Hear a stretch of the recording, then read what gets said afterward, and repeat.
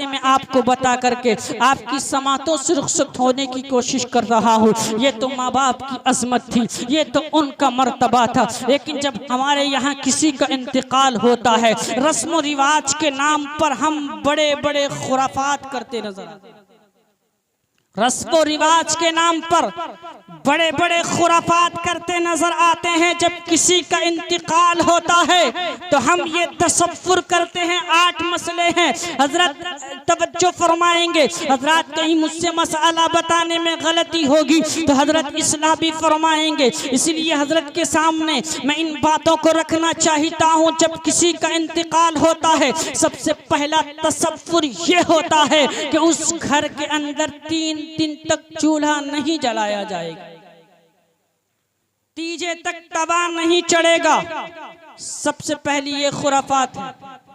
हालांकि शरीयत में इसकी कोई असल नहीं। शरीयत तो इजाजत देती है कि आप जब चाहो खाना बना लो, और हजरत भाती भी देना है तो शरीयत इस्लाम में सिर्फ एक दिन की एक वक्त का खाना कोई भाती के नाम पर दे सकता है।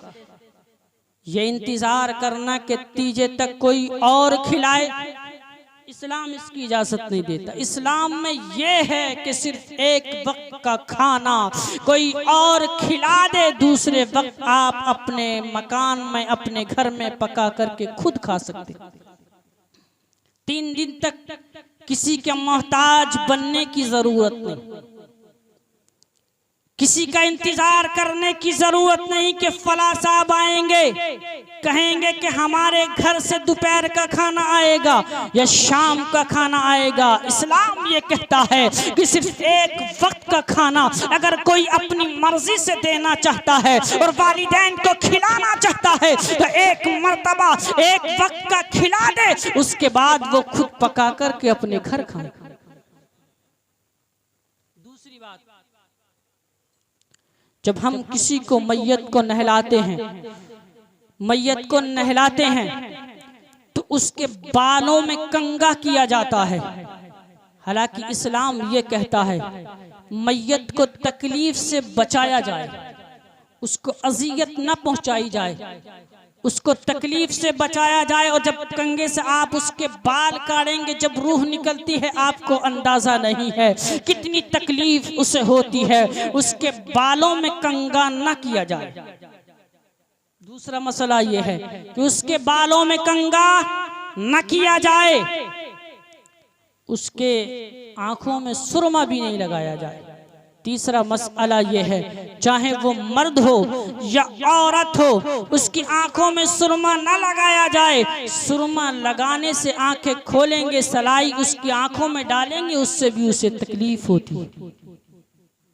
चौथी बात,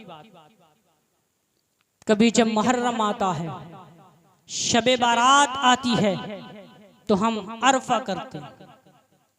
हालांकि अरफा शरीयत में कुछ नहीं है जी।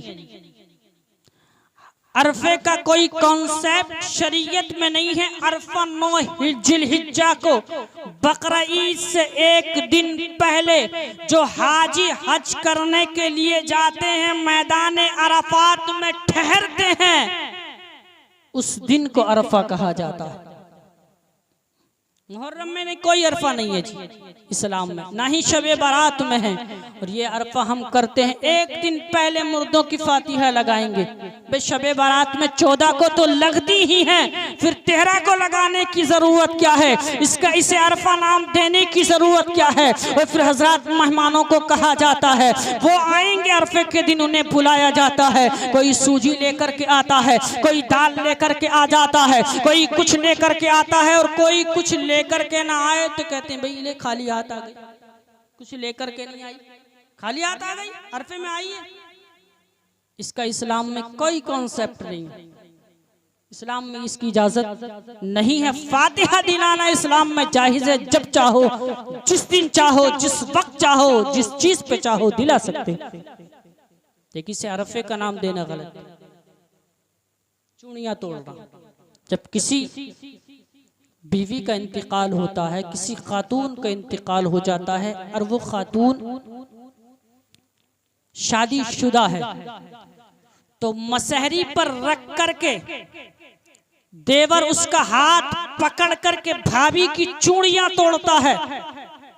हालांकि देवर का डायरेक्ट भाभी को हाथ पकड़ना हराम है बगैर कपड़े के,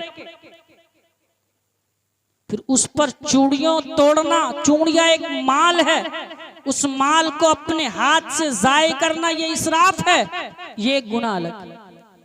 फिर सबके सामने वो चूड़ियां हाथ पकड़ना, चूड़ियां मसहरी पर रख करके तोड़ना, ये और भी बड़ा गुनाह। इस्लाम में औरत के लिए इद्दत है तो वो चूड़ियां अपने आप खुद निकाल दे, जितना जेवर है सब निकाल दे। जैसे और जेवर निकाला जाता है, जीनत नहीं करती औरत 4 महीने 10 दिन, इसी तरीके से चूड़ी भी निकाल करके रखते। देवर से या उस पर मसहरी पर रख करके तोड़ने की जरूरत नहीं है, इसका भी इस्लाम में कोई वास्ता नहीं। दूध बख्शवाना एक ये होता है, जिस किसी खातून का इंतकाल होता है, औरतें आती हैं कहती हैं अभी तो दूध नहीं बख्शा गया, कान में कह दो ऐ मेरी माँ मेरा दूध बख्श देना।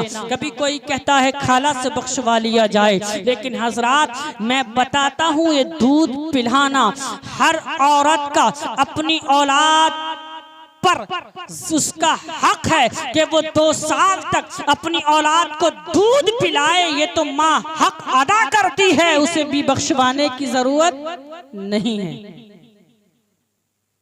पगड़ी करना जब किसी का इंतकाल होता है 40वां आता है, 40वां जब आता है तो मेहमान आते हैं, आज भी आए हैं। फिर सब उस जिस घर में इंतकाल होता है उसके लिए कपड़े लाते हैं, ये भी इस्लाम में जायज नहीं है। कपड़े बनाने हैं तो कपड़े बनाने के लिए बहुत सारे मौके हैं। खुशी का मौका है, मकान किसी ने बनाया तो कपड़े बना दो, किसी ने दुकान रखी तो कपड़े बना दो, किसी के बच्चे की पैदाइश हो तो कपड़ा बना दो, किसी के यहाँ अकीका हो तो कपड़े बना दो, किसी के यहाँ खतने हो तो कपड़े बना दो, किसी के यहाँ शादी हो तो कपड़े बना दो। ये तो हजरात किसी के इंतकाल में आप आए हैं, इसाले सवाब के लिए आए हैं, ये खुशी का मौका नहीं है, तो यहाँ कपड़े बनाने की भी जरूरत। एक तो कपड़े लेकर आना और उस पर जुल्म, बालाए जुल्म ये है कि चंद आदमी पाल लेकर के बैठ जाते हैं, चलो भाई लेकर के आओ, कौन कौन क्या लाया। फिर कंप्रोमाइज होता है किसके अच्छे हैं किसके बुरे हैं। कुछ ऐसे भी गरीब हैं जो कपड़े बनाने की इस्तिताअत नहीं रखते, वो भी बहालत मजबूरी, कोई बेचारा गरीब है, मजदूर है, हजरात 2-3 दिन मजदूरी करके 1000-1200 रुपए इकट्ठे करके कपड़े लाता है। फिर हजरात जो साहिब सरवत लोग होते हैं, जो मालदार लोग होते हैं, वो अपने घर वालों के लिए अच्छे अच्छे कपड़े लाते हैं। जिसने 3 दिन मजदूरी की, जिसने 3 दिन फावड़ा चलाया, जिसने 3 दिन कुदाल चलाई, जिसने 3 दिन रक्षा चला करके तो कपड़े ले करके आया, फिर उसके कपड़ों की हिकारत से नजर से देखा जाता है, मियाँ तुम तो बड़े बेकार लाए हो, फला के अच्छे हैं, फला तो जूतों से भी लाया था, फला तो रुमाल से भी लाया था, फला तो टोपी से भी लाया था। हजरात जो बगैर टोपी के लाया है, जो बगैर जूतों के लाया है, जो बगैर मौजों के लाया है, उसकी हिकारत से नजर से देखा जाता है, उसकी तजलील होती है। हजरात गरीब दिल पकड़ करके रह जाता है, कलेजा महसूस करके रह जाता है, हाथों को उठा करके यही दुआ करता है, मौला अगर तू भी मुझे दौलत दे देता तो मैं भी अच्छे कपड़े ले जाता, मेरी भी रुसवाई ना होती। कि इस्लाम इस चीज की इजाजत देता है 4 आदमियों के बैठ के सामने किसी को जलील करो, किसी के दिल को दुखाओ, किसी को सताओ। कपड़े बनाना तो शादी पे बना दो, जूतों से नहीं डबल जूतों से बना दो। कपड़े बनाने के लिए तो बहुत सारे मौके हैं। और आखिरी बात मैं आपको बता करके रुखसत हो जाता हूँ, जब हमारे यहाँ 10वां 20वां 40वां आता है, महल्ले वालों की दावतें की जाती हैं, हजरात बाकायदा तौर पर की जाती हैं। इसका भी इस्लाम में कोई कॉन्सेप्ट नहीं है। इस्लाम ये कहता है कि हजरात शादी के मौके पर वलीमा कर लीजिए, जितने चाहो लोगों का खाना कर लो, अकीके के मौके पर कितने लोगों की दावतें कर लो, खतने के मौके पर जब चाहो कर लो, किसी और मौके पर दावतें कर लो, लेकिन ये इंतकाल के मौके पर 30 में या 10वें में या 20वें में या 40वें में बाकायदा तौर पर दावतें करना ये भी जायज नहीं है भाई, ये भी जायज नहीं है। जो लोग आए हैं आप फातिहा के बाद ऐलान कर दो कि जितने लोग हैं अखलाकी तौर पर खाना खा करके जाएं। आप ये कह दें चंद लोग रुक जाएं। अगर कोई बगैर दावत के, आपने दावत बाकायदा तौर पर नहीं की थी, आपने उसे पकड़कर खाना खिला दिया, किसी या दावत करना है तो गरीबों की करो, यतीमों की करो, मिस्कीनों की करो, बेवाओं की करो, उनकी दावतें करो जो बेचारे 2 वक्त का खाना अपने घर में सही तौर पर नहीं खा सकते। उनकी मत करो जिनके घर में अल्लाह ने बहुत दिया है, उनकी करना है तो किसी खुशी के मौके पर करो। अल्लाह ताला की बारगाह में दुआ है, परवरदिगार आलम मैंने जो कहा, आपने जो सुना, मेरे कहने और आपके सुनने में जो भी गलतियाँ खामियाँ हुई अपने हबीब के सदक़े में मुआफ़ फरमाए।